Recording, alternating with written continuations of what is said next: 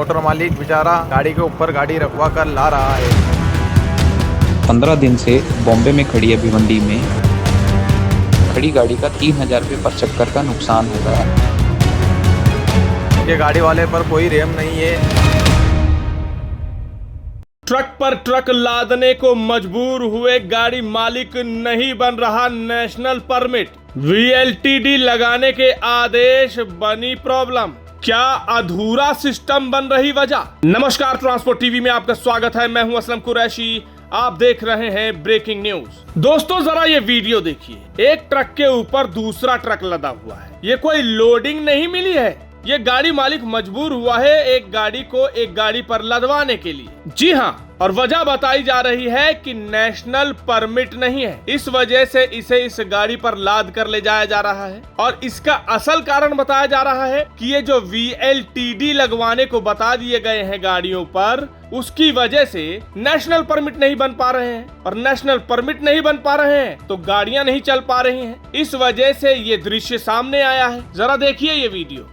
ये देखिए भाई, गाड़ी का नेशनल परमिट ख़त्म हो चुका है तो मोटर मालिक बेचारा गाड़ी के ऊपर गाड़ी रखवा कर ला रहा है। ये स्थिति हो गई है राजस्थान सरकार की कि गाड़ी वाले पर कोई रेम नहीं है। ये बंदा चेन्नई से गाड़ी लेकर आ रहा है। देखिए, इसका नेशनल परमिट ख़त्म हो चुका था।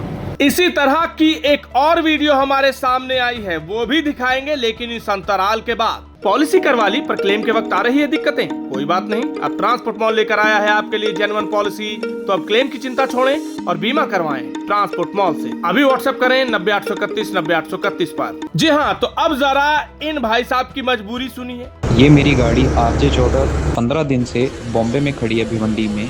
सिर्फ ये इसलिए खड़ी है कि इसका नेशनल परमिट इशू नहीं हो पा रहा है। और वीएलटीडी के चक्कर में हम बहुत कोशिश कर रहे हैं कि हाँ जी इसका नेशनल परमिट इशू हो जाए। आज हमें खड़ी गाड़ी का 3000 रुपये पर चक्कर का नुकसान हो गया। आज हमारा ड्राइवर भी उस पर है। इसमें मैं राजस्थान सरकार से कहना चाहता हूँ कि कृपया करके हमारे नेशनल परमिट इशू किए जाएँ ताकि हम गाड़ी चलाएँ, हमारी किस्तें निकलें, हमारे ड्राइवरों का खर्चा निकले। आज आपको पता ही है, पहले ही किस्त नहीं निकल पा रही है तो हम कैसे चलाएंगे। तो कृपया करके राजस्थान सरकार इस पर ध्यान दे कि हमारे नेशनल परमिट इशू जल्द से जल्द किए जाएं ताकि हम गाड़ियों को रनिंग पे ले आ सकें।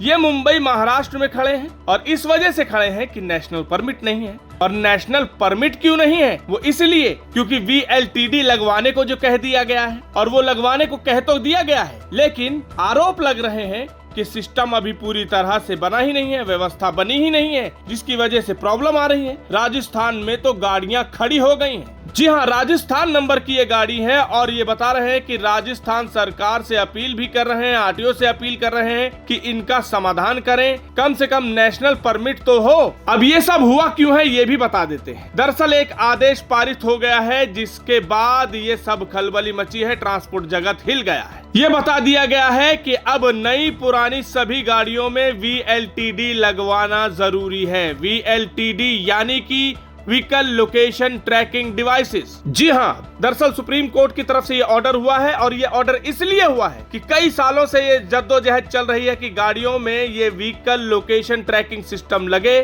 सुरक्षा व्यवस्था मजबूत हो, गाड़ी को लोकेट किया जा सके। लेकिन ढिलाई इतनी कि सुप्रीम कोर्ट के सामने जो डेटा आया, सबकी आंखें खुल गयी। सिर्फ 1% गाड़ियों में ये डिवाइसेस लगी हैं। जी हाँ, देख सकते हैं सुप्रीम कोर्ट का ये ऑर्डर, जिसमें ये लिखा है, however what is disturbing is the fact that less than 1% of transport vehicle have this vehicle location tracking device। यानी कि सुप्रीम कोर्ट कह रहा है कि ये तो बहुत ही ज्यादा डिस्टर्बिंग फैक्ट है कि अभी तक सिर्फ 1% ट्रांसपोर्ट व्हीकल में ये व्हीकल लोकेशन ट्रैकिंग डिवाइस है। और आपको बता दें, ये जद्दोजहद 2013 से चल रही है। इसी के बाद उन्होंने 16वें नंबर पॉइंट पर ये आदेश दे दिया कि ऊपर की सभी बातों को सुनते हुए ये आदेश दिया जाता है सभी स्टेट गवर्नमेंट्स और यूनियन टेरिटरीज को कि वो सख्ती से रूल नंबर 125H 1989 CMVR के द्वारा या उनको मानते हुए इनको इंस्टॉल करवाया जाए। आगे लिख दिया, जो कि ट्रांसपोर्ट जगत वालों के लिए बहुत ही खतरनाक लाइन है।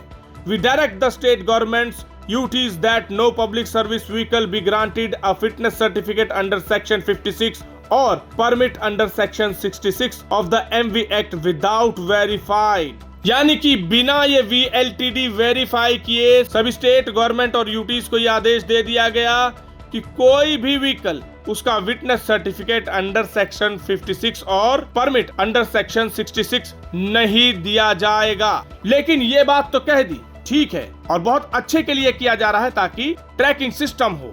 लेकिन ट्रांसपोर्ट जगत की जो परेशानी है वो ये कि नियम तो बन गया लेकिन व्यवस्था नहीं है।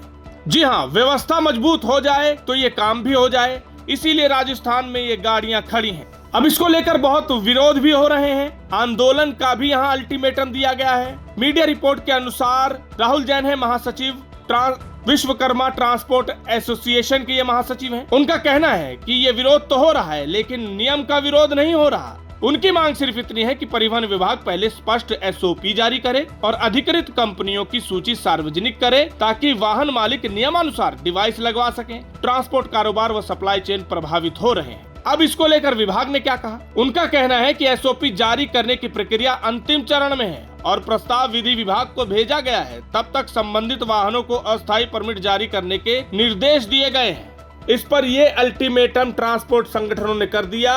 धरना तो वो दे ही रहे हैं कि अगर समाधान नहीं हुआ तो 15 जुलाई तक चक्का जाम करने की चेतावनी भी उन्होंने दे डाली है। अब यहाँ पर यह देखना बनता है कि आदेश आ गए लेकिन अभी व्यवस्था कहीं ना कहीं अधर में है। एसओपी बनाने का इंतजार चल रहा है। ये सब पहले क्यों नहीं होता, सवाल ये भी उठना चाहिए। अब एकदम से आदेश आ गए, एकदम से विभाग एक्टिव हो गया और यहाँ पर ट्रांसपोर्ट जगत के लोगों के लिए परेशानी हो गई। इस खबर को लेकर आपके क्या विचार हैं? कमेंट सेक्शन में लिखकर जरूर बताइएगा। अगर अभी तक आपने हमारा यूट्यूब चैनल सब्सक्राइब नहीं किया है तो चैनल को सब्सक्राइब कर लें। फेसबुक और एक्स पर भी आप हमें फॉलो कर सकते हैं। ट्रांसपोर्ट टीवी देखने के लिए धन्यवाद। नमस्कार, जोले मैं कुंगांग जो स्पीति हिमाचल प्रदेश से।